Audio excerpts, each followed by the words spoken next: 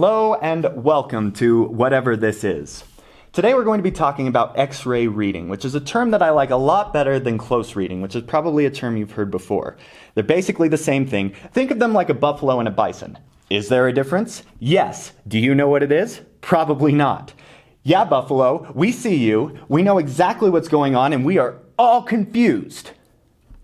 Anyway, I hope by now that we are all familiar with what an X-ray is.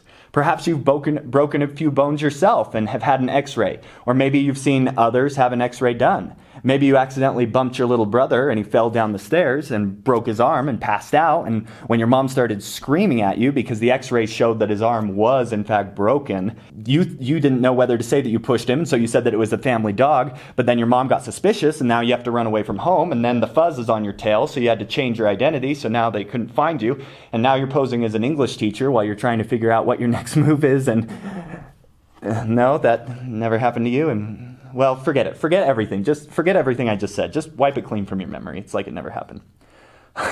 Okay, so X-rays are a way to look deeper at the things we need to see.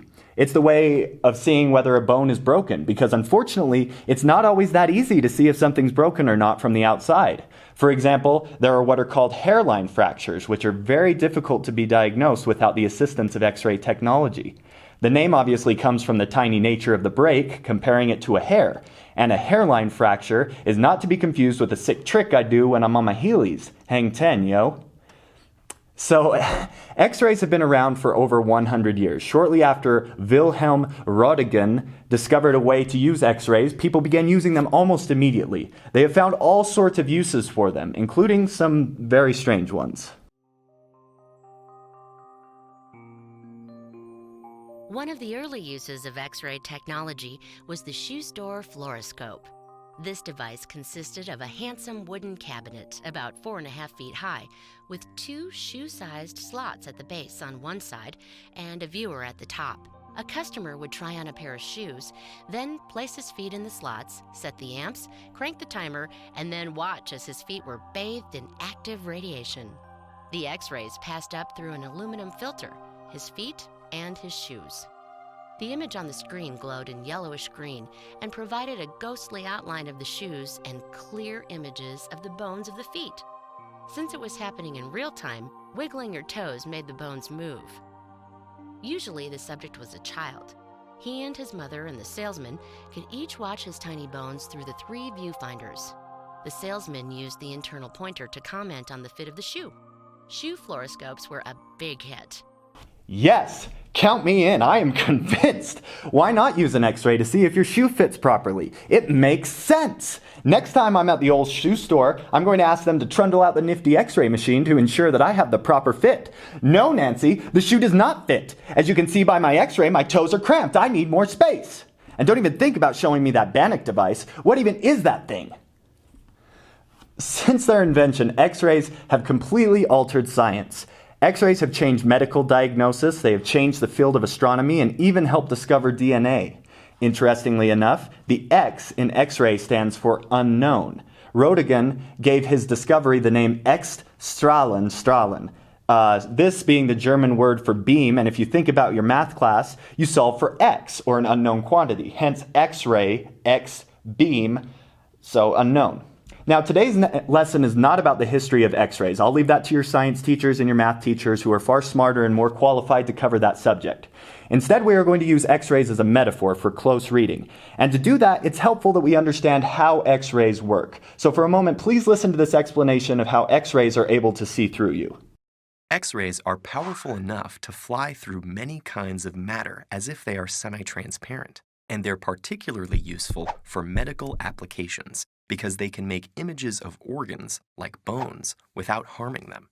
Bones are dense and full of calcium, which has a relatively high atomic number, so they absorb X-rays pretty well. Soft tissue, on the other hand, isn't as dense and contains mostly lower atomic number elements like carbon, hydrogen, and oxygen. So more of the X-rays penetrate tissues like lungs and muscles, darkening the film. Okay, so you probably noticed that the X-ray is able to focus in on dense material.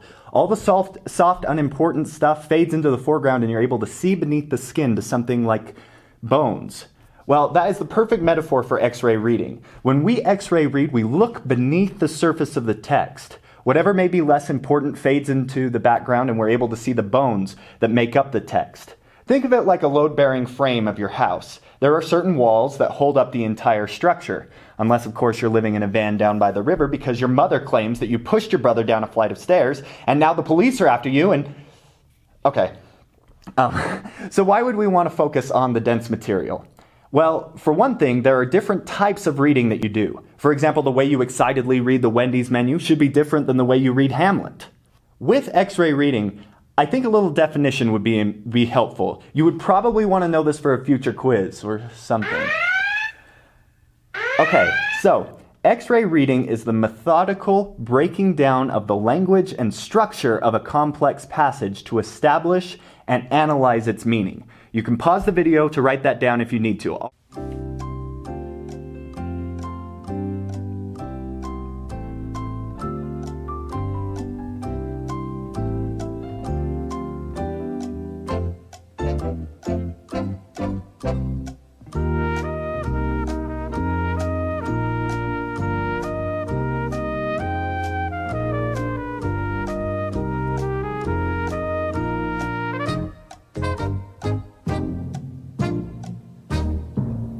All right, so what we're going to do is we're going to break that down word for word. So X-ray reading is methodical. This means that it's thorough, that when you're reading, to X-ray read, it means to study the parts that might not be really noticeable at the first. You have to work hard to understand the parts that are difficult to understand. X-ray reading is not going to be a picnic. It's not going to be like reading the hot goss of People magazine.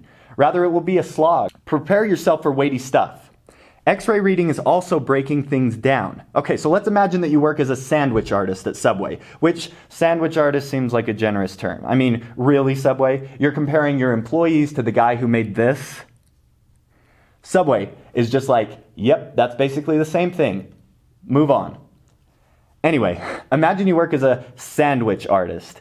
You would know every bit about the types of sandwiches that they serve. Does meatball marinara have slices of roast beef on it? No, because you're not a psychopath. It has tuna salad on it with the meatballs because it makes it delicious. Am I right? Okay, but in all seriousness, the sandwich artist would know the order of the sandwich. X-ray reading involves taking apart the complex passage to understand the order and how those order of words makes it ironic or hints at the character's true nature. X-ray reading is also breaking down a complex passage. This type of reading gives you the tools for unlocking a complex text. The challenge is part of the formula. If the text being read isn't difficult, then why X-ray read it? For example, if you have a nail sticking out of your head, you're not going to take an X-ray to see if there's a nail stuck in your head. I'm pretty sure that you can tell what the problem is from the outer layer. The same way, there's no reason to X-ray read an easy text. You already know what the problem is. You know basically what it's saying. X-ray reading also helps you understand and establish and analyze meaning. Basically, a good quality book, story, poem, play, they all have a deeper meaning than what is on the surface. We want to establish what that deeper meaning is. We want to be able to explain it to someone else. We want to be able to say, here is what the passage says, all of it, even when it's hard to understand. When we analyze what the passage means, we are explaining how an argument is formed, what forces shape it, and how those forces can be used to build an interpretation of what it means. Both establishing and analyzing meaning are important. Establishing the meaning or understanding what it's about is getting the basic gist of what the passage is saying. Analyzing the meaning, on the other hand, is breaking it down and organizing it to help make sense of it.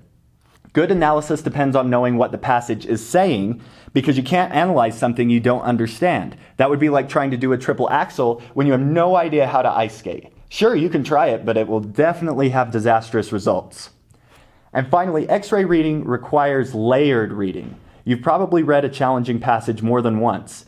Each reading should have some additional insight. Think of it like, well, I'll let Donkey from Shrek tell you a little bit about layers.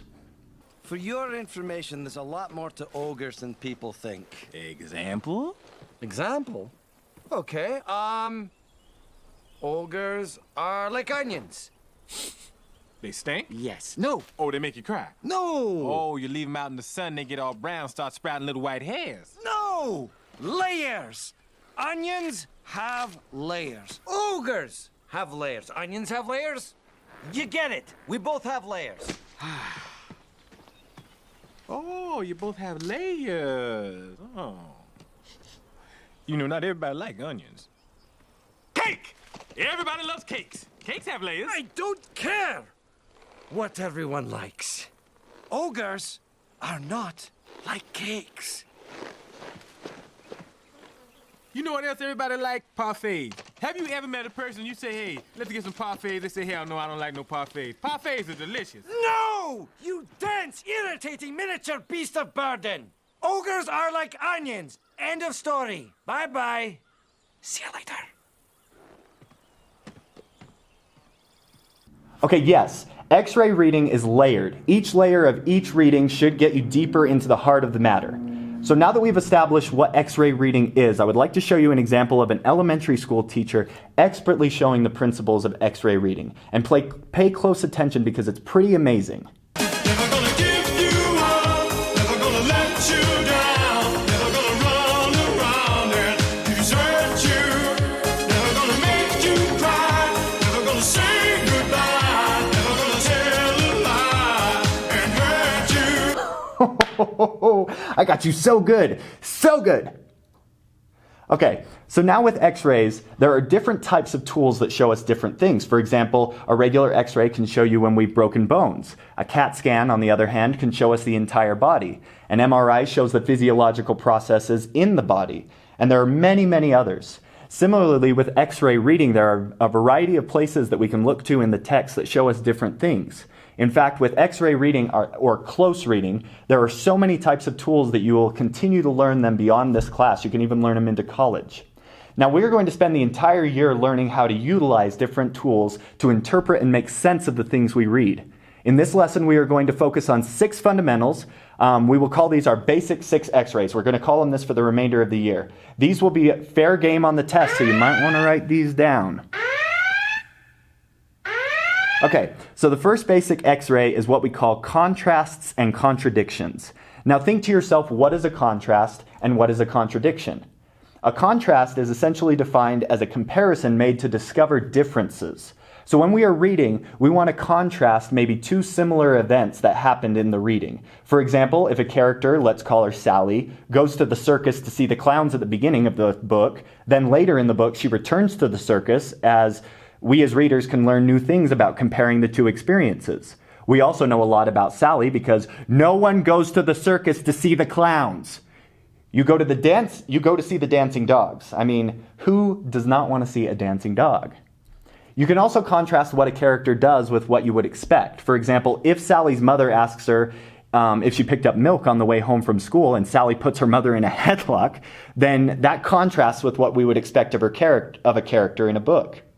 Now, contradictions is the second part of our first basic X-ray. It's a little different. So a contradiction is to say something and do something that is the opposite of what you have said and done before. So for example, if I tell you that PJ Masks is the greatest television show in the history of civilization, like seriously, have you seen this show? It is fantastic. Or should I say mask-tastic? And then later you hear me say, anyone who watches PJ Masks is the stupidest person in the universe. They should publicly be shamed for it. That right there is a contradiction. Now, when we encounter a contrast or a contradiction, we need to stop and ask ourselves, why is the character doing this? The answer to these questions can help reveal a lot about the character. They can also help us make predictions about and inferences about the plot and the conflict. Okay, so that's the first basic X-ray, contrasts and contradictions. Our second basic X-ray is called aha moment. Hopefully you're already aware of what an aha moment is, but just in case, let me explain it to you. An aha moment is when a character realizes, understands, or finally figures something out. This is an aha moment. So like when you realize that you've been going into the witness protection program because you accidentally pushed your brother down the stairs. It's very similar. So now, an aha moment might be something sudden, or it could have like a growing awareness. Think of it like Harry Potter at the end of the 7th book. And I guess if you've seen the movie, that counts. But really, if you haven't read the books, stop the video, run to the library, and check them out because they are amazing. Like seriously, what are you still doing here? Go read Harry Potter right now, all of you. Okay, don't do that, because if you left, then I'd have to mark you truant, and then your parents would be mad at me because I'd encouraged you to go to the library, but then you didn't take the hall pass, so I marked you truant. Then you hate this class because you think that I'm trying to ruin your life by telling you the things and then contradicting myself, and you are right. I am trying to ruin your life. In fact, the entire reason I became a teacher is to witness the horror on students' faces when they realize that I'm trying to make their life a genuine disaster. No, that's a joke, but seriously, it gives me satisfaction. Anyway, where were we? Oh, yes. Aha moments. So yes, think about Harry at the end of the 7th movie, slowly coming to terms with the fact that he is a Horcrux and will have to die. And I guess I should have said spoiler alert, but at this point, if you have not seen the movies or read the books, that's on you. You brought this on yourself. When a character has an aha moment, you can ask yourself, how might this change things? If the character figured out a problem. Let's return to our example from earlier. If Sally figured out that she has a strange obsession with clowns, you probably learned about the conflict of the story. The story might be about how she has this weird fascination with clowns. So what do I mean so this is what I say when X-ray reading helps us see more. An aha moment can tell you a lot about a whole problem or a struggle of the story, what it is. Also, if the character is understanding some life lesson, you probably just learned something about the theme of the story. Both theme and conflict are two areas that we're going to look at more in depth when we start talking about short stories. Okay, so aha moments are our second basic X-ray. Now for our third basic X-ray. And remember, there are 6, so buckle up if you're a little tired. In fact, here's a short video to help give your brain a little bit of a rest.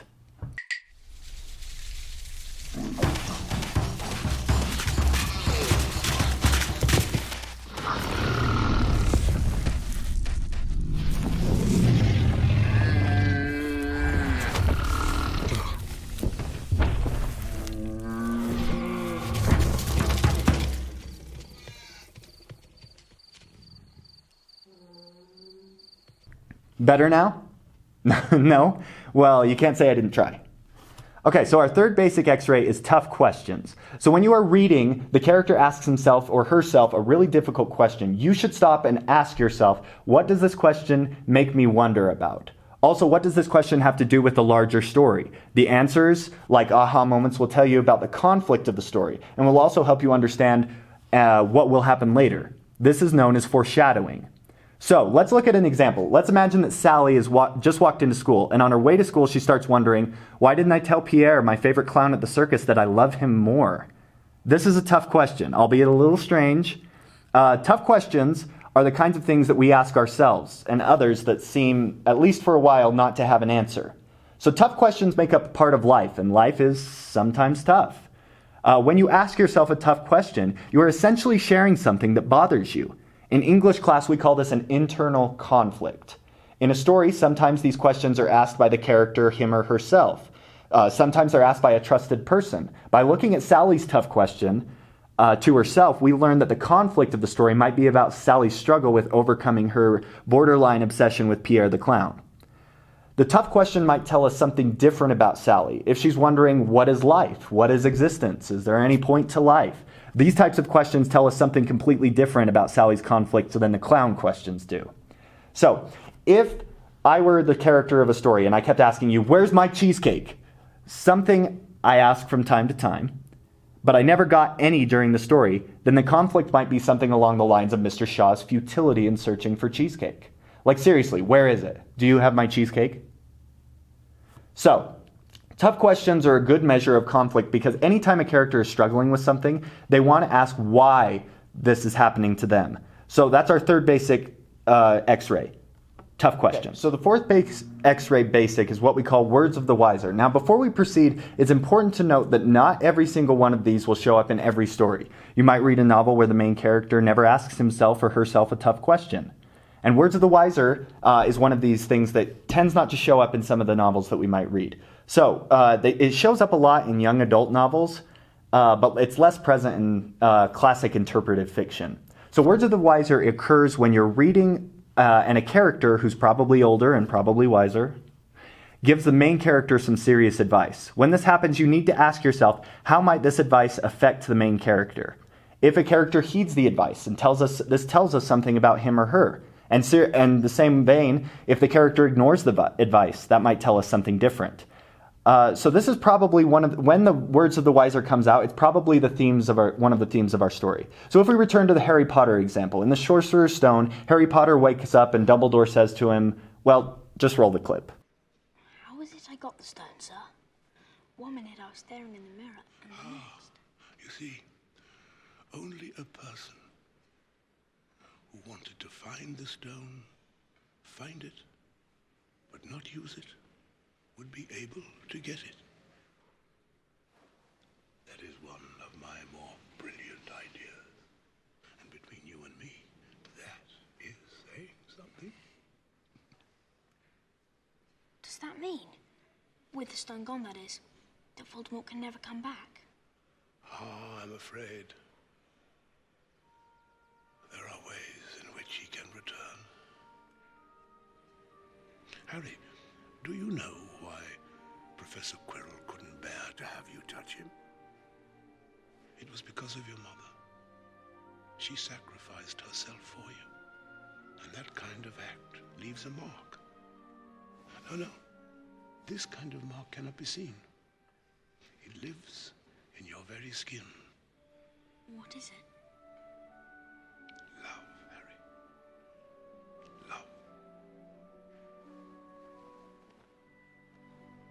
Okay, so in this clip, Dumbledore, a wiser character, speaks to Harry after the whole thing went down with Quirrell and He Who Must Not Be Named. And in this case, we can come away pretty certain that one of the themes from the first book is what you desire. Erised being the word desire spelled backwards. J.K. Rowling, clever girl, right? Okay, so, and Spark notes as it as... Dangers of desire. Woohoo! High five, a million angels. Okay, so in this scene we have Dumbledore, a wiser and obviously older. I mean, it's the beard that gives it away. If there's a character with a beard, chances are they're going to be serving up some crucial piping hot advice. Okay, so from this point we can ask how this advice affects Harry. How does this play into his life throughout the remaining books? These are all brilliant questions that we can ask ourselves. So words of the wiser, learn it. It will be important. Watch out for that dope wisdom. Okay, which brings us to number 5 of our list of basic X-rays, and this one is one we call again and again. In other places, you'll hear it called the echo. So when we're reading, and you notice that a word or a phrase or object or situation or anything really for that matter being mentioned over and over again, it's probably important. When you want to emphasize something to your friends or your family members, chances are you repeat yourself. So authors know this, everybody knows this. If an author continually says the street is blind, first of all, that's a really weird way to describe a street. And second of all, the author is trying to draw our attention to something. When you notice something showing up again and again, ask yourself, why does this keep coming back? What's the author trying to tell us? The answer to these questions will tell us about the theme and the conflict. It might also foreshadow what will happen next. For any good writing, the kind of writing that's worth reading, variation in writing is a virtue. You want to change it up. You don't want to describe everything as good. Not only is that kind of description for children, but it also will bore your readers to death. As humans, we like variety. That's the reason that we invented other words than just good. If, however, the author varies words but keeps coming back to this one thing, it's probably not an accident. For one, an editor, the person who checks the book for errors, would probably say, hey, author, you keep using this word. So let's return to our example of Sally. If she keeps passing an old beggar man on her way to the circus, even though she's wondering about Pierre the clown, the beggar is probably a symbol of something or somehow important to the plot. It becomes our job to figure out what that is, why he's important. Okay, so that's again and again. So far we've had contrasts and contradictions, aha moments, core ideas, tough questions, words of the wiser, and you didn't even realize that I threw another one in there. Core ideas is not one of the basic X-rays, okay? There's 5. This is our 6th one. Okay, so now for our last one. Drum roll, please. Okay, so the last basic X-ray is called a memory moment.